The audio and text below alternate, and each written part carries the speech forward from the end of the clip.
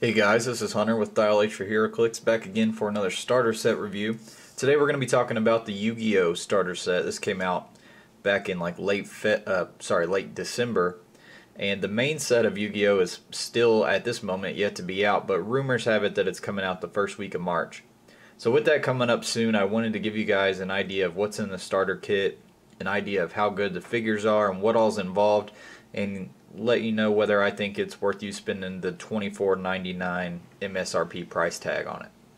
Alright, in the starter set you will receive 6 different Heroclix figures, 3 object tokens, a 2013 PAC, a 2013 rulebook, maps, and 2d6. Alright, let's talk first about sculpt quality. We're going to get into the figures first because that's what you guys mainly care about, of course. First of all, the sculpt quality on these things is awesome. It's very, very good. And this is something that we see with WizKids on non-Marvel and non-DC sets. It seems like they kind of go all out, you know, on these individual property things, you know.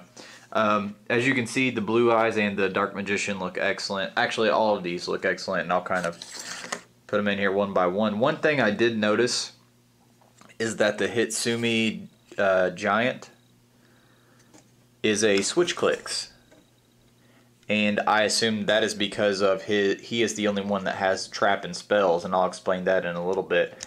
But that's just an interesting note that I don't think we really knew for sure yet, was that the ones with spells and traps will be YuGiOh. I guess so you can set their dial on top of the set characters card.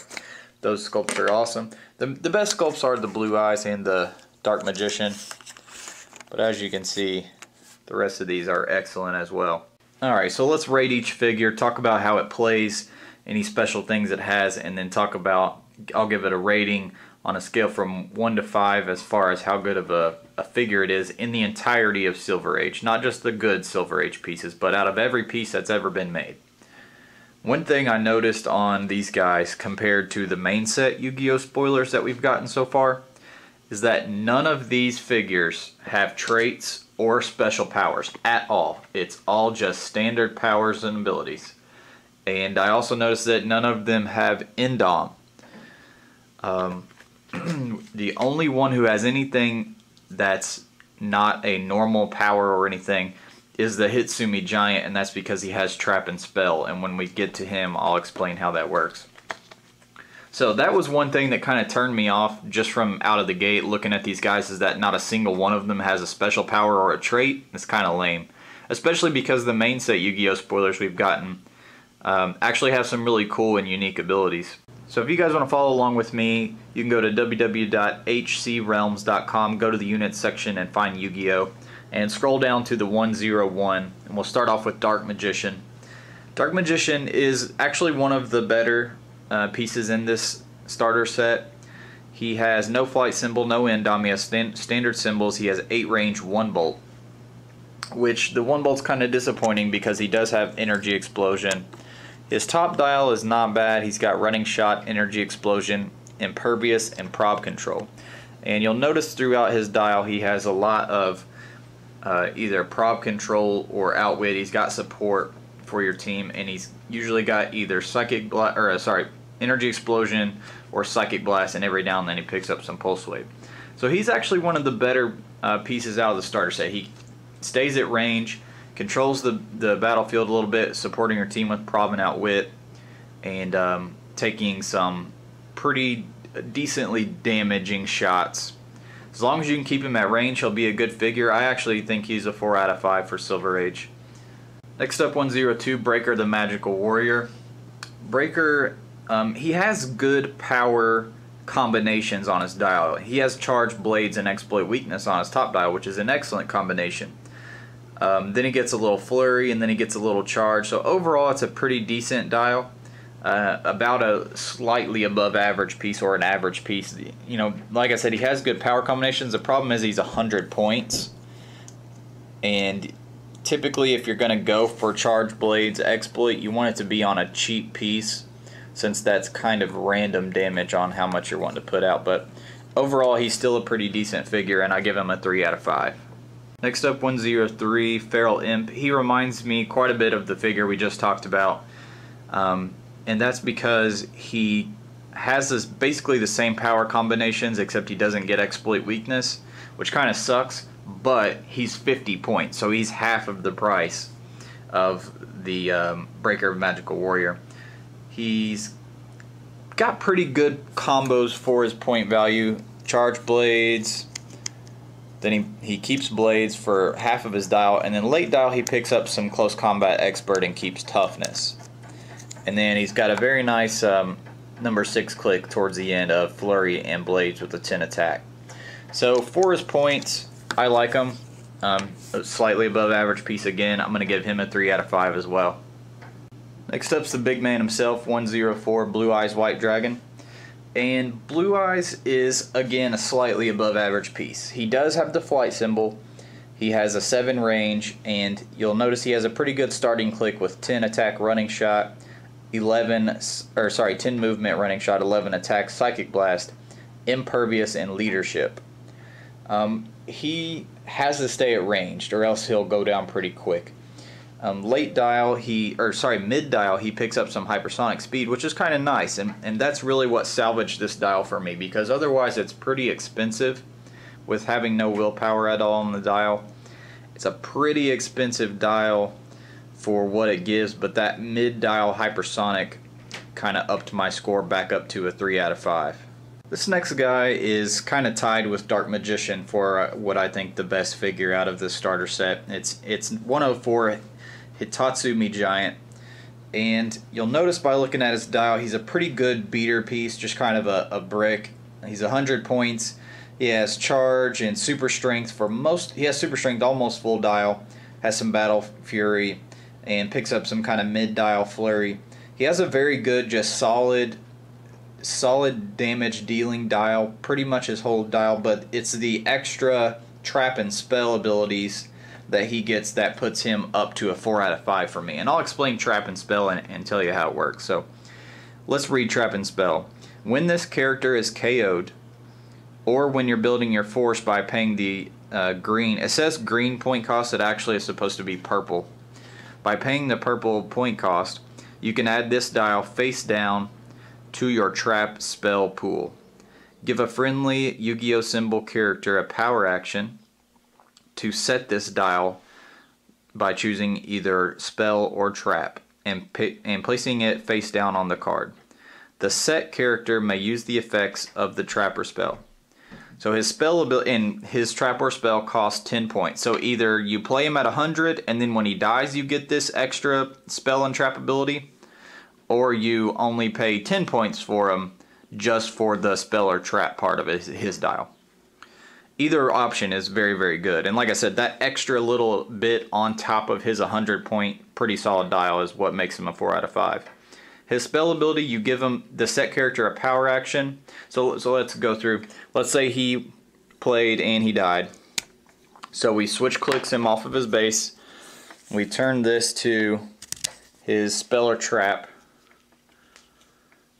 And then we take this dial and we set this dial face down on one of our others. So let's say we have Dark Magician in the game.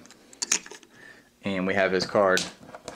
We're going to set Tatsumi Giant's either spell or trap, whichever one we pay for. And we don't have to show our opponent which one. That's kind of the benefit of trap.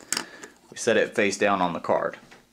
If we decided to do the spell thing, then we give the set character, so Dark Magician, we give Dark Magician a power action, modify his defense -2. When an opposing character targets a friendly character that is not Dark Magician with an attack, the attacker's attack value is -2. When the set character takes damage, remove the spell from play.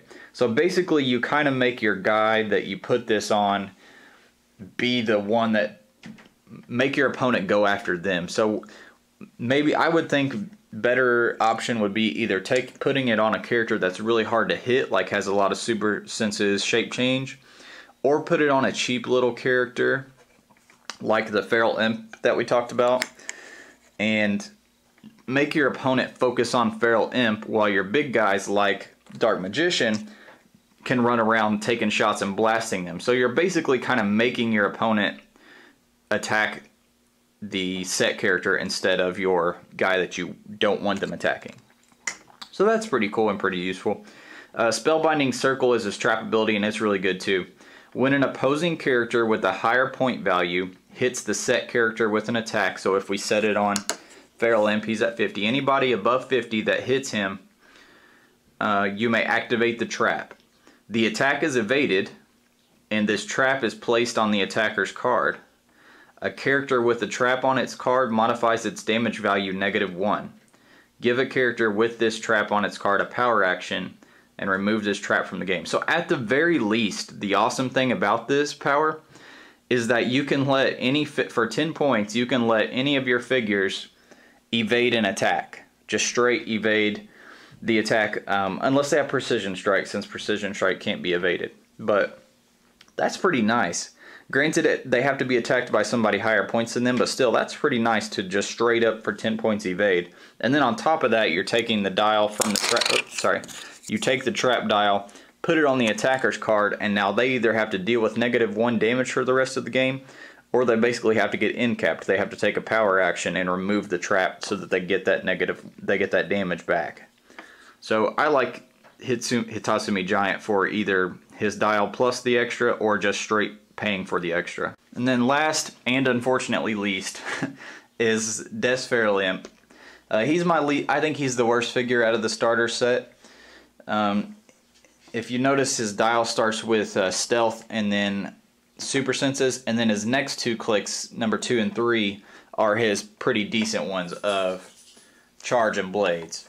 And the problem with that is, during the course of a game, you're most likely going to get knocked right past your really good clicks, your number 2 and 3. If you get hit for 2 or 3 damage, you're going kind of past what you don't want to lose. And then if you want to push him onto his good clicks, you're kind of leaving him open quite a bit, because then you're going to push him off of Stealth. So if he had like Stealth and Charge on that top dial, he would be a whole lot better. Otherwise, his dial is pretty mediocre, and I don't like the pacing of it, so I'm going to give it a 2 out of 5. It's my least favorite. So overall, the Dark Magician and the Tatsumi Giant are pretty good figures. Then we had 3 figures that were average or slightly above average, and then we have 1 below average. So overall, that's pretty good quality of the dials for this. Like I said, the only thing that really sucks is that there's no traits or special powers. So if these characters interest you, if you are a Yu-Gi-Oh fan or somewhat interested in these, then the figures are pretty solid. Nothing amazing, no Scarlet Witch Fast Forces, no Worker Spider that we saw in the Hobbit Desolation of Smog set, but pretty solid overall figures and very cool, very good sculpts, especially the Blue Eyes and the Dark Magician. Alright, and then lastly, let's talk about the map. There's just one map. It's two-sided, so I guess 2 maps, however you want to count that. And the first one is called Pegasus Castle. It's really cool. It changes different elevations. It does feel like a castle. You've got the little kind of spires that are blocking terrain on each elevation as you go up. So you have to proceed up the castle and kind of get shot down at, kind of get up to the high ground.